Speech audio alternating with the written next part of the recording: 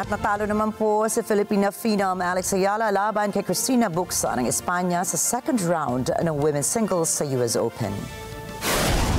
Nagtapos ang kanilang laban sa score na 6-4 at 6-3. Nabiguman si Ayala, nakaukit pa rin siya ng kanyang pangalan sa kasaysayan ng tennis bilang kauna-unahang Pinay tennis player na nakapasok at nanalo singles main draw Grand Slam ng US Open.